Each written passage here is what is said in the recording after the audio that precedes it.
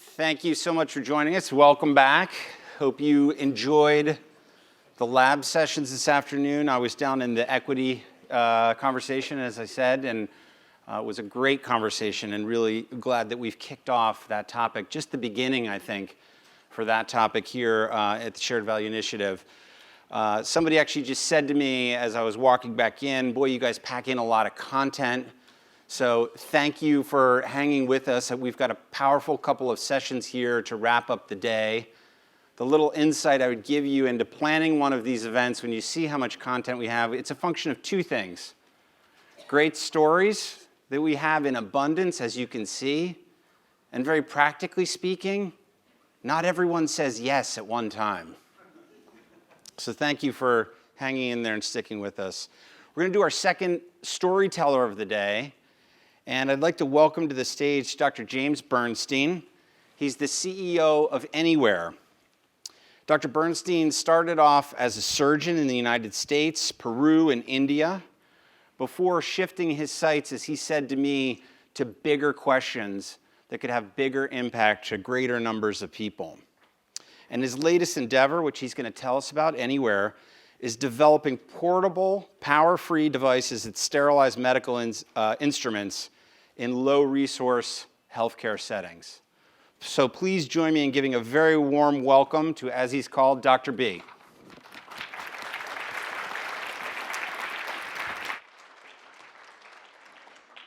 Well, unaccustomed as I am to making house calls, it's a real pleasure to be with all of you this afternoon, and thank you very much for FSG for inviting us. I'd like to get you all focused on what I'm going to talk about with a simple question. Will everybody in this room who's ever had any surgery of any kind, been to a dentist, had a C-section, please raise their hand? Okay, let me try it the other way. Is there anybody in this room who's never had any surgery? Please raise your hand. Okay, so imagine, if you will,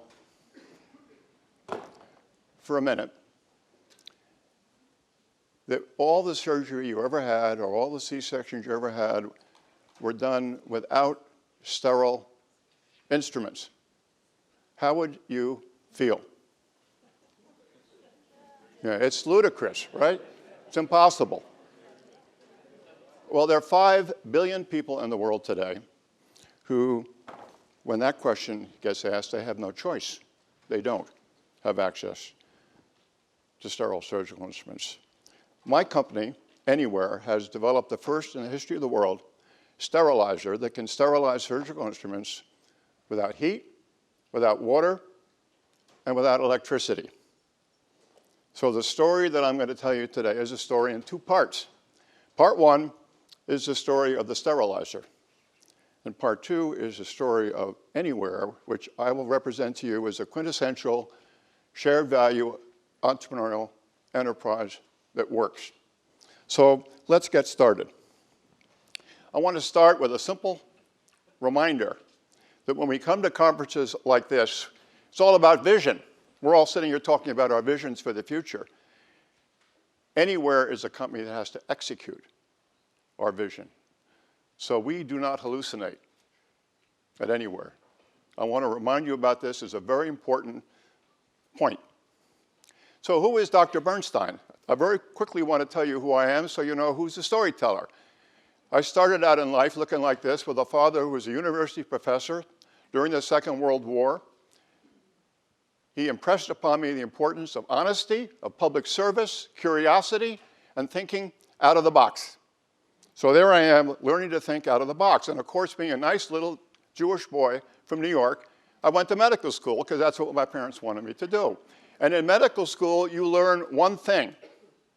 You learn there's only one way to do things. It's our way. It's called best practices. This is what you do. You don't ask questions, you just do it.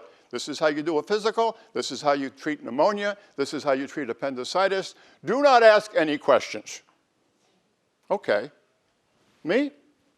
I wasn't happy about that. I asked questions, and I said, surely this is not the only way to do things. So then I went on and went to Cornell and became a surgeon. Here I am as a surgeon. And while I was doing all this, guess what I did? I made the terrible blunder of going to India, where I did 50 operations in this operating room while I was in medical school. And I went to Peru, where I did open heart surgery at 12,000 feet without a heart lung machine. Well, you don't do that either, but I did. And while I was doing that, it became very clear to me, that the best practices of Western medicine do not translate to most parts of the world, that we have to think of other ways of doing things. Very simple. And the last person that I want to talk about that influenced me was Dr. Jonas Salk. And what's so very interesting, and let's just try, how many people in this room know who Dr. Salk is? Raise your hand. Very few, which is a great testimony to Dr. Salk. Dr. Salk was the doctor who cured polio. He cured polio. We don't have polio pretty much in the world anymore. 7.5 billion people don't worry about a disease because of this man.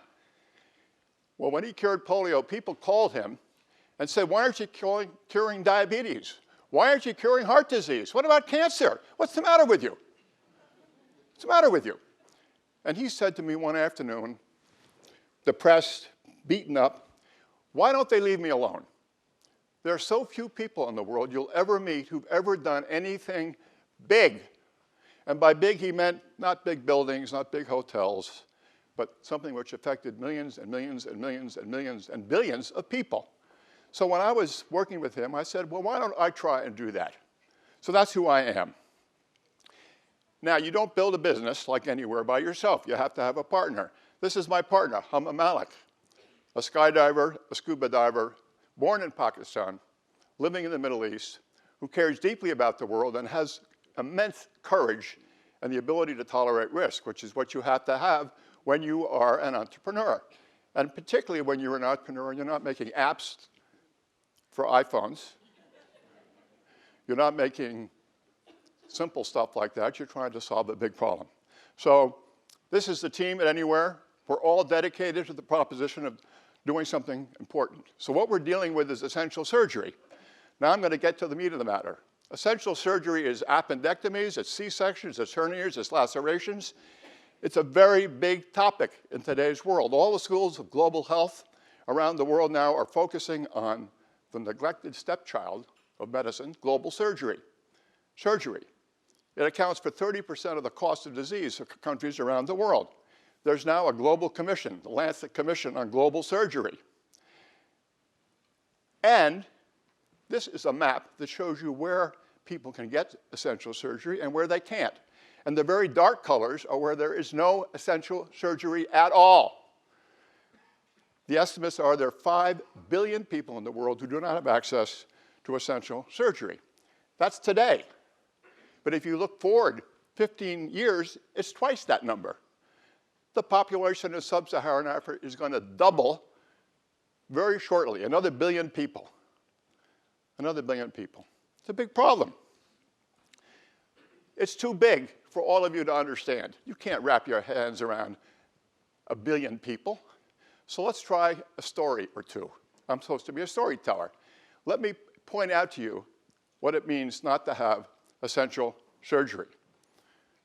This wonderful lady, Kamar, is in Afghanistan, a beautiful woman with a beautiful baby which is being looked at adoringly by her grandmother. This woman had obstructed labor, and she's sitting in the recovery room in the Faizabad hospital in Afghanistan, just having had a cesarean section. Lucky her, she had a cesarean section. Of course, the instruments weren't sterile. The instruments weren't sterile. There she is, 9 days later. 9 days later, wrapped up in white linen, as cold as the clay. Tragic? Preventable? Why? I ask you that.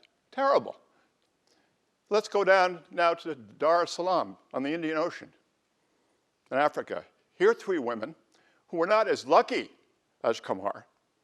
They had obstructed labor, no C-section, no sterile instruments, no essential surgery, and they are sitting there with holes between their bladder, their rectum, and their vaginal canal, and these tubes are going into green plastic buckets for the rest of their life. And those are called obstetric fistulas.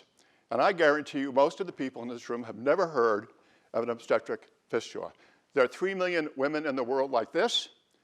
Shocking, tragic, totally preventable by C-section. We don't have them in the United States anymore.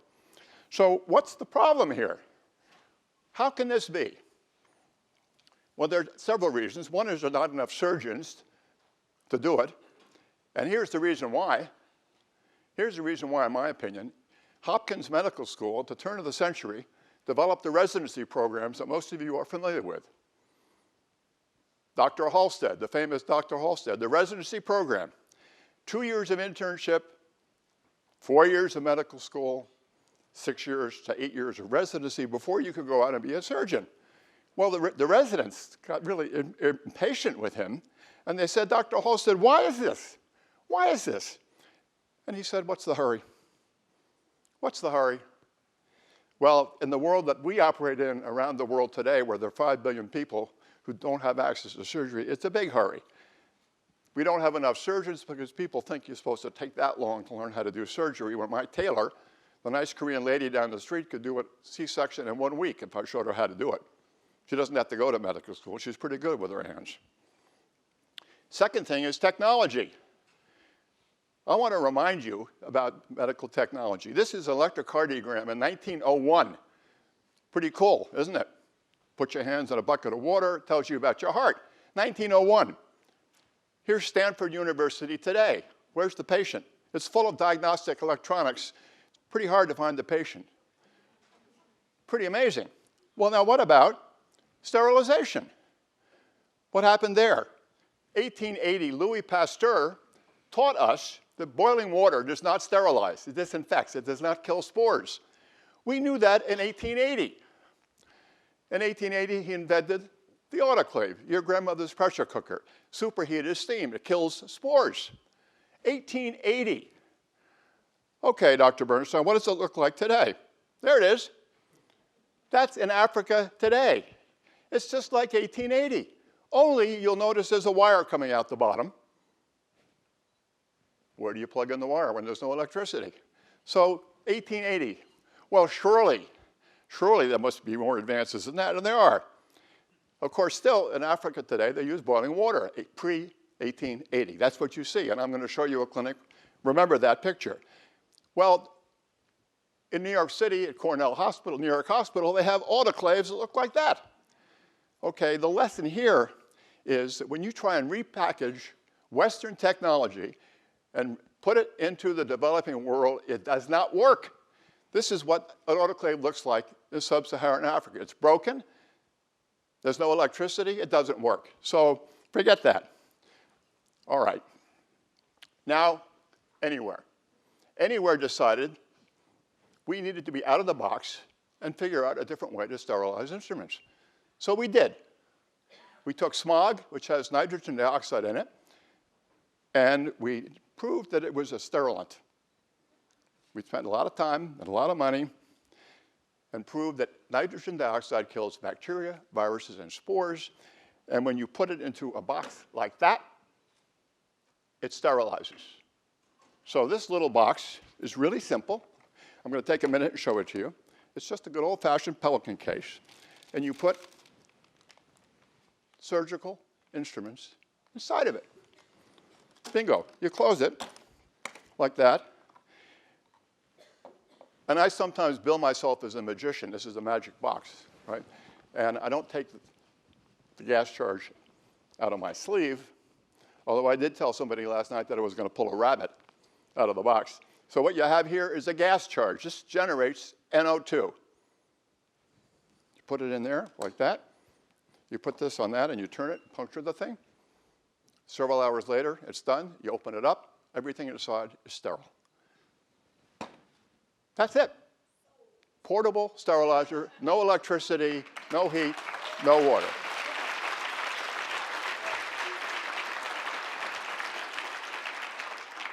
And it's very inexpensive. This sterilizer will cost about $1,500. You can put 6 to 8 instrument sets inside of it at a cost of $15. You're down to $2 a set. A disposable set costs $20. So this is very price point right. Okay. There it is, and I've shown it to you. Now, where is it used? It's used in places like this. This is in Rwanda. This is a health center. I want you to pay attention to this health center because we're going to come back to it. But any woman in this room who's delivered a baby, and there are probably a few, or any husband who's been there when their wife was delivering a baby, I want you to imagine that this is where the baby was delivered. This is in that health center. And this is what it looks like at night. 2 lanterns. And this is where the instruments get sterilized. Pre-1880 boiling water. That's it. Wonderful. That's the way it is all over the developing world. So let me talk a little bit now about Eniware as an enterprise. I'm not going to read what's on the slide. You can read it. But Bill Gates, when he was talking to a group like yours a few years ago, pointed out that innovation does not come from big companies. There are plenty of big companies in this room, many of whom I know quite well. You do not get involved with little companies like us. Okay? We are very different. We think about the future. We think about the future. We don't think about today. If you plan today for your company based upon where you're standing now in today's world, you're in the Smithsonian by the time you get done. The world is moving far too fast. So we're looking at that population curve 15 years out, 1 billion new people. 1 billion new people, you don't pick them up on Amazon. Every one of those billion people represents a birth. 60% of those births are occurring in sub-Saharan Africa where there's no electricity. We better get this out there. Otherwise, we're going to have a lot of fistulas. Remember what they look like now? Green buckets? We'll have a lot of fistulas, and we don't want that. So what do? Well, we're kind of like the canary that was used to open up the coal mines in America. And if you were an investor in coal mines, you just depended on the canary. The canary died, you didn't invest. The canary lived, you invested and developed the coal mine. And surely most of you have seen pictures like this. Well, we are a canary. As an entrepreneur doing big things, trying to change the world, we are like the canary. If we fail, nobody cares. If we succeed, money will follow, companies will follow, everything will be good. But we operate in a very funny time. The world is getting flat. Investment is changing. Investment is now global, but the investment community is still struggling mightily to figure that out. So while we are developing our sterilizer for $3.5 million, hard work to raise $3.5 million to develop this sterilizer to change the world, we read about Juicero Juicer that makes a $6 cold-pressed kale juice that costs $700, and they raised $120 million. And there's the stories. It's all over the paper. The New York Times, Business Insider, Fortune. Where's Alan? Alan, you wrote about this company, right? And we have to see that, okay? And that's okay. But the good news about this is that we are a model of a successful, shared value, entrepreneurial enterprise. We are going to deliver our product starting in June. It's done. It works. We're going to sell it, and we're going to deliver it. We paid attention to everything you have to do to scale. We're here because we know how to communicate. We have lots of collaborators. We have advocates. We have partners. We have distribution. And we are going to deliver this product to our customers wherever they are, anywhere. And we are going to deliver very handsome returns to our investors. They are going to make a lot of money because this is a very big business. Very big business. This is a sterilizer with a consumable. And every one of these sterilizers, when it's in place, generates $3,000 a year in free cash flow, speaking like a businessman. So you can imagine what happened to the picture. Did you turn it off? Hello? Where is it? Give me 1 second. They're trying to give me a message. Get done. We are now in a position where I'm very happy to, what? I'm very happy to say that we now have partners. This is the Philips Corporation. They're community life centers all over Africa. They're solar powered, and we're going to be in them because we now have a product that works. We've done it. We are successful, shared value, entrepreneurial enterprise. All right, I want to close with a final story. I'm supposed to be a storyteller. This lady is a nurse who ran the health center with the delivery room that I showed you. We were there 2 years ago doing voice of the customer, showing her our prototype. She looked at it, she opened it up, she did everything, and then she looked at me and she said, "Go away, leave, now, go away, get out of here." What? I thought, oh my goodness, I've done something terrible. I've said something wrong. I've violated some customs. I was horrified. But you have to persevere in life, right? So I very timidly said, why? Why? And she said, and remember what she said. She said, "Dr. Bernstein, we need this sterilizer so badly that we cannot afford to have you stand here talking to us any longer. Go away and do not come back until you can bring us a sterilizer." And, okay? And we are going to bring her a sterilizer this year. I'm proud to say that. We're going to bring her a sterilizer.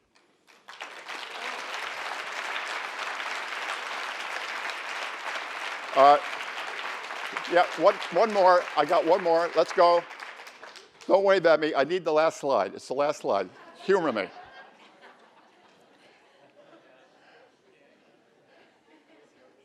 Humor me. This one. I want to close with this thought from Einstein. This is my last sentence, so relax. I want to close with this statement from Einstein. I want you all to read it carefully. And what I want to say to you is the following. It's very much in vogue today to give back. Everybody says it's important to give back. Give back is a zero-sum game. If I take $5 from you and give you back $2, I haven't added any value at all. Anywhere is not about giving back. We're about giving from ourselves, giving from our heart, giving from our creative brains, giving everything we have to make the world a better place. And we're very happy that by doing that for the first time in the history of the world, we're able to give the world sterilization where there's no electricity. Thank you very much.